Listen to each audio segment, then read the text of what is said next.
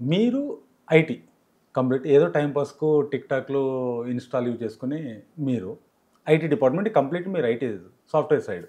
కానీ ఇదంతా ఉండంగా ఇప్పుడు కొత్తగా బెట్టింగ్ యాప్స్ పైన ఫైటింగ్ ఎందుకు స్టార్ట్ చేశారు మీరు? నేను అసలు యాక్చువల్‌గా ఇది కొత్తది అని మీరు అనుకుంటున్నారు. హ్మ్. నాకిందులో నేను ఇది ఒక 5 ఏళ్ల నుంచి ఆ అబ్బాయి మీద ఒక 4, 5 ఏళ్ల నుంచి ఆ అబ్బాయి మీద నేను చూస్తున్నాను. ఓకే. సో చూడంగానే నా ఫస్ట్ ఇంప్రెషన్ ఏంటి అంటే ఎవరన్నా ఎందుకు సహాయం చేస్తారు ఫ్రీగా? First point. ఒక రూపాయి, ₹2 అంటే పర్వాలేదు. ఆ చేసే ప్యాటర్న్ గూడా నేను ఎలా చూసాను అంటే రూపాయి నోట్లు, రూ. 5 నోట్లు, రూ. 10 నోట్లు దాన్ని కట్టలు కట్టల్లాగా చేసి దాన్ని వాళ్ళ మీద డబ్బులు వర్షము. సరే 20,000 ఒక వెంట్రుక కట్ చేసినందుకు 20,000 ఒక అతను ఎందుకు ఇస్తున్నాడు? ఎక్కడి నుంచి ఇస్తున్నాడు? ఒక ప్లేట్‌లో ఒక మెతుకు పెట్టుకొని ఒక తిన్నందుకు ₹1000 కేక్ కట్ చేయడానికి ఇక్కడ నుంచి బెంగుళూరు వెళ్ళి సారీ ఇక్కడ నుంచి ముంబై వెళ్ళి ఆహ్, వాళ్ళతోని ఆ పరి మ్యాచ్ అని ఉన్న కేక్ కట్ చేయించడానికి అంత డబ్బులు ఎందుకు ఇచ్చారు ఎవరన్నా? హ్మ్. సో చూస్తే ఆ పరి మ్యాచ్ అనేది ఒక బెట్టింగ్ యాప్. సో ఇతను చేసేది మంచి కాదు. మంచి ముసుగులో కొన్ని వందల మంది చచ్చిపోవడానికి కారణం ఈ వ్యక్తి హర్ష సాయి అనే వ్యక్తి, ఇంకా బయ్యా సన్నీ యాదవ్ అనే వ్యక్తి. దీని వెనకాల మన ప్రపంచ యాత్రికుడు నాన్వేష్‌న కూడా ఆ మధ్యలో ఫైట్ చేస్తే తనకు అపోజిషన్‌గా కూడా చాలా మంది ఫైట్ చేయడం జరిగింది. అవును. మరి తను ఎందుకు సైలెంట్ అయ్యాడు? లేడు ఇప్పుడు తను బయట. అన్వేష్‌కి వచ్చిన ప్రాబ్లమ్ ఏంటి అంటే తన జీవనోపాధి యూట్యూబ్ ఛానల్ కదా!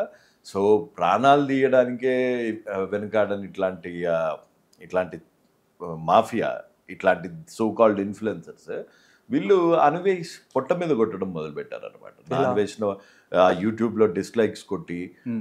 రిపోర్ట్‌లు చేసి, స్ట్రైక్‌లేసి అతని యూట్యూబ్ ఛానల్‌ని అతని జీవనోపాధి ఒక వీడియో మీద డబ్బులొస్తే అతను ఇంకో వీడియో తీయగలుగుతాడు. ఇంకో దేశం వెళ్ళగలుగుతాడు. అవును. అట్లాంటిది అతన్ని కడుపు మీద కొడితే అతను ఎక్కడి వరకు పోరాడగలుగుతాడు? సో అతను పోరాడి అలసిపోయాడు. నేను 4 ఏళ్ల నుంచి ఇప్పుడు ఈళ్ళైతే నన్ను ఎటునుంచి వీళ్ళు నన్ను చంపడం తప్ప ఏం పీకలేరు. హ్మ్. ఎందుకు అంటే నాకు యూట్యూబ్ ఛానల్ లేదు. లేదా నేను ఆ యూట్యూబ్ రెవెన్యూ, ఈ బెట్టింగ్ యాప్స్ లేకపోతే ఈ ప్రమోషన్స్ మీద బతికాను. నాకు నాకు ఒక మంచి సెక్యూర్డ్ జాబ్ ఉంది. సో ఆ జాబ్ చేసుకుంటూ ఇట్లాంటోళ్ళ మీద మటుకు డెఫినెట్‌గా పోరాడతా. ఎందుకంటే బయ్యా సన్నీ యాదవ్ అండ్ సాయి లాగా ఇంకా మార్కెట్‌లో చాలా మంది ప్రమోషన్ చేస్తున్నారు. ఇట్స్ లైక్ మన ఇమ్రాన్ గూడా. రైట్. పర్షాన్ బాయ్స్ ఇమ్రాను, అవును. విజయ్ అని చెప్పేసి విజ్జు గౌడ్ అని చెప్పేసి తను కూడా కొన్ని కార్ డాష్‌బోర్డ్ మీద 500 కట్టలు వేల కట్టలు. పెట్టుకొని. సో నాకు ఇమ్రాన్ తెలుసు. నాకు ఇమ్రాన్ తెలుసు, విజ్జు తెలుసు, వీళ్ళందరూ తెలుసు. హ్మ్. సో నాకు ఇందులో ఇంత డబ్బులున్నాయి అన్నది నేను కనుక్కున్నది వీళ్ళతోని మాట్లాడాకే. వీళ్ళతో మాట్లాడాక. వీళ్ళతోని మాట్లాడి వాళ్ళు ఎంత పెద్ద తప్పు చేస్తున్నారో వాళ్ళకి ఎక్స్‌ప్లెయిన్ చేసి, ప్లస్ వాళ్ళెక్కడి నుంచి ఈ గివ్ అవే స్కామ్‌కి అడిక్ట్ అయ్యారో ఆ తల్లి వేరుని నరికేద్దామని డిసైడ్ అయ్యా. వాళ్ళకి ఎక్కడి నుంచి వస్తుంది అసలు? ఏది? బెట్టింగ్ యాప్స్ వాళ్ళిస్తారు. హ్మ్. బెట్టింగ్ యాప్స్ వాళ్ళిస్తారు. అందుకే దీన్ని గివ్ అవే స్కామ్ అంటున్నాను నేను. Giveaway scam. అసలు జనాలని ఎలా ట్రాప్ చేస్తారు అసలు వీళ్ళు?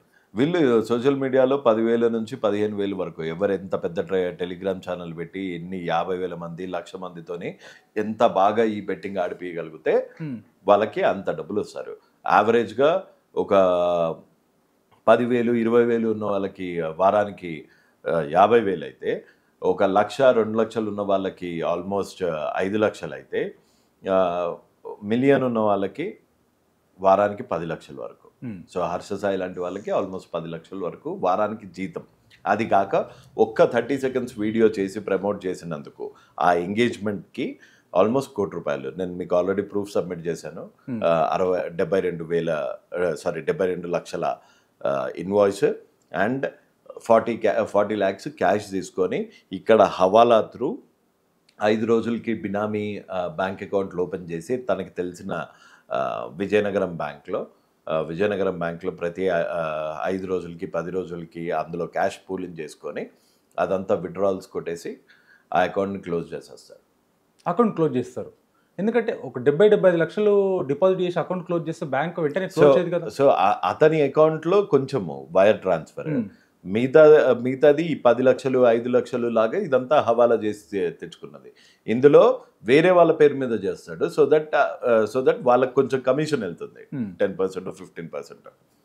కానీ తిన బ్యాంక్ మేనేజర్స్కి కూడా ఇందులో కమిషన్ వెళ్తుంది. బ్యాంక్ మేనేజర్స్ కూడా. ఎస్, అందుకే వాళ్ళు సైలెంట్గా ఉంటారు. అందుకే సైలెంట్గా ఉంటారు. అండ్ ఇన్కమ్ ట్యాక్స్, ఈడీ ఇట్లాంటివి అందరివి పెద్ద పెద్ద వాళ్ళ మీద ఫోకస్ ఉంటుంది, కానీ ఇట్లా చిన్న చిన్న స్థాయిలో పెద్ద పెద్ద మోసాలు చేసే వాళ్ళ మీద ఎప్పుడు ఈడీ వెనకాలకి వెళ్ళదు, కాన్సన్ట్రేషన్ ఉండదు. కాన్సన్ట్రేషన్ ఉండదు. ఇప్పుడు అక్షయ్ సాయి వెనకాల ఎప్పుడు మాస్కులు పెట్టుకొని ఒక 10 మంది ఉంటారు. ఎందుకు మాస్కులు పెడతారు? అసలు రీజన్ ఏమవచ్చు? ఎందుకంటే వాళ్ళలో ఒక్కరిని పట్టుకున్నా ఇతను చేసే స్కామ్స్ అన్ని బయటపడతాయి కదా. అంటే దీని వెనకాల ఉన్న సీక్రెట్ అది ఎవరు కనిపించకూడదు. రైట్. ఒక గ్రూప్ ఆఫ్ పీపుల్ కనిపించారు అనుకో అన్న, ఒక ఇతనికి సోర్స్ ఆఫ్ ఇన్కమ్ ఎక్కడి నుంచి వస్తుంది అన్న ప్రశ్నకి ఇవాళ వరకు సమాధానం చెప్పలేదు. సో ఆ వెనకాల ఉన్న 10 మందిలో ఒక్కరిని పట్టుకున్నా ఎవరో ఒకళ్ళు దేనికొకదానికి ఆశపడి ఆ నిజం చెప్పేస్తే ఇతని వ్యాపారం శాశ్వతంగా బంద్ అయిపోతుంది. కాబట్టి వాళ్ళకందరికీ మాస్కులు పెడతాడు. మెయిన్ రీజన్ అది వెనకాల. అవునండి. ఇంకా ఎంతమంది ఇప్పుడు వీళ్ళు కాకుండా తెలుగులో వీళ్ళు ఉన్నారు అనుకోండి, ఇంకా తెలుగులో వీళ్ళు కాకుండా ఇంకెంతమంది ఉండొచ్చు? బిగ్ బాస్లో కంటెస్టెంట్స్, బిగ్ బాస్ 7 గెలిచిన రైతు బిడ్డ వాళ్ళ తమ్ముడు. సో వాళ్ళు అని కాదు, నాకు తెలిసి నేను రీసెంట్గా ఒక ఇంటర్వ్యూలో చెప్పినట్టు మన చర్లపల్లి జైల్లో ఫుల్ అయిపోతుంది. వీళ్ళందరినీ ఎవరైతే ఉన్నారో వాళ్ళకందరు కేసులు వేసి వాళ్ళకి శిక్ష పడితే డెఫినెట్గా శిక్ష పడితే ఏంటి, వీళ్ళ ఐటీ ఆర్డినెన్స్ని ఉల్లంఘించారు, చట్టాన్ని ఉల్లంఘించారు. సో శిక్ష పడుతుంది కాబట్టి డెఫినెట్గా చెల్లపల్లి జైలు సరిపోదు, ఇంకో చెల్లపల్లి జైలు కట్టాలి. బిగ్ బాస్ అంటే గుర్తుకొచ్చింది, బిగ్ బాస్ 8లో మిమ్మల్ని అప్రోచ్ అయ్యారని చెప్పేసి నేను ఒక మాట విన్నాను. అది అబద్ధం, ఇప్పటివరకు అయితే కాలేదు. ఎందుకంటే బిగ్ బాస్ 7లో మన తినుగుడు ఉన్నాడు కదా, ఎవరు పల్లె ప్రశాంత్, తనని కూడా మీరు చాలా ప్రమోట్ చేశారు. అప్పుడు నేను ప్రమోట్ చేయలేదు, తన గురించి మంచిగా మాట్లాడడము, వాడు కష్టపడుతున్నాడు రా లేదు. నేను ఎప్పుడు మంచి శివాజీ గురించి 2-3 సార్లు మంచిది, అమర్దీప్ గురించి అట్లే బిహేవియర్ గురించి 2-3 మాటలు చెప్పుంటానేమో, కానీ బిగ్ బాస్ 7 నేను ఎక్కువగా చూడలేదు. సన్నీ గురించి డెఫినెట్గా చెప్పాను. సన్నీ గురించి చెప్పారు. సన్నీ గురించి, రేవంత్ గురించి, బిందు గురించి, వీళ్ళ ముగ్గురు గురించి చాలా వీడియోస్ చేశాను, కానీ last time I lost interest. So అందుకని లాస్ట్ టైం పెద్ద బిగ్ బాస్ నేమ్ ఫాలో అవ్వలేదు నేను. సరే, ఇప్పటిదాకా మీరు ఇచ్చిన ఇంటర్వ్యూస్లో ఇచ్చిన తర్వాత మీ దగ్గరికి హర్ష సాయి నుంచి ఏదన్నా స్క్రిప్టెడ్ ఇంటర్వ్యూ చేయమని చెప్పేసి, లేదా మీకు అమౌంట్ ఇచ్చి ఇదంతా ట్రాష్, లేదు నేనే చేశాను, లేకుంటే ఇది మబ్బి పెట్టడానికి ఏదైనా జరిగి ఉండాలి ఇప్పటిదాకా? ఎందుకంటే మీరు ఆల్రెడీ మీడియా ముందుకు వచ్చి ఆల్మోస్ట్ 15 days అవుతుంది. అవును. సో ఇప్పుడు నేను ఆ బుక్కలో దాక్కున్న ఎలుకను బయటకు తీయడానికి ఒక ఉల్లిగడ్డ వేసినాను. నాకు తెలిసి సుమన్ టీవీ వాళ్ళు మంజుష గారు నన్ను ఆవిడకి మొత్తం అన్ని ప్రూఫ్స్ పంపిమని అడిగారు. ఓకే, ఎందుకు పంపించాలి అని నేను క్యూరియాసిటీ ఉండే. సో ఆవిడ ఏం చేశారు అంటే వాడిని ప్రమోట్ చేయడానికి, ఆ హర్ష సాయిని ప్రమోట్ చేయడానికి ఇప్పుడు ఒక స్క్రిప్టెడ్ ఇంటర్వ్యూ అవుతుంది. సో నేను అడిగిన సమాధానాలకి ఆన్సర్ ఇవ్వలేని హర్ష సాయి ఈ మంజుష గారు కొత్తగా ఏ క్వశ్చన్స్ అడుగుతారో నాకైతే తెలియదు. నాకు తెలిసి వ్యూస్ గురించి చేసే ఇంకొక ఫీట్ లాగా అనిపిస్తుంది. ఎందుకంటే తను ఆల్రెడీ వాళ్ళిద్దరు ఫ్రెండ్స్ అని చెప్పేసి విన్నంత ప్రీవియస్గా ఒకసారి రైట్. సో అందుకే నేను ఏమన్నానంటే నాకు ఒక 3-4 క్వశ్చన్స్ ఉన్నాయి. సో నా క్వశ్చన్స్ హర్ష సాయి డెఫినెట్గా ఇప్పటివరకు ఆన్సర్ ఇవ్వలేడు. కనీసం రేపొద్దున నుంచి హర్ష సాయిని బాగా నమ్మి ఒక స్క్రిప్టెడ్ ఇంటర్వ్యూ, డబ్బులు తీసుకొని ఒక స్క్రిప్టెడ్ ఇంటర్వ్యూ చేసిన మంజుష గారిని రేపటి నుంచి ఇవే క్వశ్చన్స్ అడుగుతుంటా. ఆమె కూడా ఇవే క్వశ్చన్స్. ఏం అడుగుదాం అనుకున్నారు సార్? 4 క్వశ్చన్స్ ఏంటి?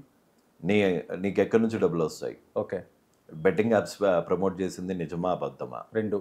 ఎన్ని బ్యాంక్ అకౌంట్స్ ఉన్నాయి? 3. నీకు వెనకాల వాళ్ళ ఐడెంటిటీ ఏంటి, వాళ్ళ పాన్ నెంబర్స్ ఏంటి, వాళ్ళ మీద ఎటువంటి ఐటీ రైట్స్ పడకుండా ఎట్లాంటి క్రైమ్స్ చేసావు? 4. రష్యన్స్ ఎవరు? రష్యన్స్ సరే, పాయింట్ కొత్తగా వింటున్నా. అదే అతను పర్సనల్ అనుకో, కానీ కొంతమంది రష్యన్స్తో తిరుగుతాడు, విలాసాలకి లక్షలు ఖర్చు పెడతాడు. దానికి కూడా నా దగ్గర ప్రూఫ్స్ ఉన్నాయి. రష్యన్స్ అమ్మాయిలతోటి విలాసాలు ఖర్చు పెడుతూ తిరుగుతాడు. అదేను? అవును. ఇక్కడ ఇండియాలోనే లేకుండా బయట కంట్రీస్?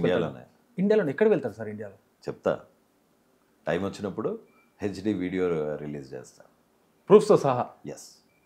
అంటే మీరు ఇప్పటిదాకా వరకు మాట్లాడిన ఇవన్నీ వేరు, ఇప్పుడు రష్యన్ అమ్మాయిస్ తోటి ఎంజాయ్ చేసి హర్ష సాయి అనేది కొత్తగా వింటున్నాను నేను. అదే ప్రూఫ్స్తో పాటు బయటపెడతా. ప్రూఫ్స్తో పాటు ఇంతకుముందు అతను తీసుకుంటున్న అమౌంట్, అతను చేస్తున్న అక్రమాలన్నీ ప్రూఫ్స్తో పాటు బయటపెట్టానా, ఇది కూడా ప్రూఫ్తో పాటు బయటపెడతా. ప్రూఫ్స్తో పాటు. ఎస్. దీనికి కౌంటర్గా మీరు నెక్స్ట్ ఏం చేయబోతున్నావు? నెక్స్ట్ మీ యాక్షన్ ఏంటి? నాకు పర్సనల్ గ్రడ్జెస్ లేవు. ఉమ్, వాళ్ళు చేసేది తప్పు, వాళ్ళు చేసేది నేరం. ఎంతోమంది అమాయకులు బలవుతున్నారు. ఆ అమాయకులకి డెఫినెట్గా లీగల్గా హెల్ప్ చేస్తా. వాళ్ళు మారి ఏదైనా చిన్న చిన్న పాన్ డబ్బానో లేకపోతే చిన్న చిన్న బిజినెస్ బిజినెస్లు చేసుకుంటానంటే, లేకపోతే చదువుకుంటానంటే, మన అన్న లాంటి వాళ్ళు ఇచ్చిన సాయానికి నా వంతు నేను కూడా 10,000 20,000 వేసి డెఫినెట్గా వీళ్ళకి అందరికీ సాయం చేస్తాను. మీకు ఎవరన్నా దీనికి సంబంధించిన ఎవరైనా హెల్ప్ చేయడం జరిగిందా? ఇక్కడ మీకు సంబంధించిన వాళ్ళు దీనికి ఎవరన్నా? డాక్టర్ ముల్లన్న యుఎస్లో ఉంటారు. ఉమ్, సో పొద్దున ఒక వీడియో పెట్టా, యుద్ధాలన్నీ నేను చిన్నప్పుడు మా ఫ్రెండ్తో పాటు గండిపేటకి వెళ్ళాను అనమాట. ఇది నిజంగా అయిన స్టోరీ. ఉమ్, ఇది నిజంగా అయిన స్టోరీ. ఎందుకంటే నేను ఒకసారి ఫ్రెండ్స్తో పాటు గండిపేటకి వెళ్తే మేమంతా గట్టు దగ్గర ఉండి వాటర్తో ఆడుతున్నాము.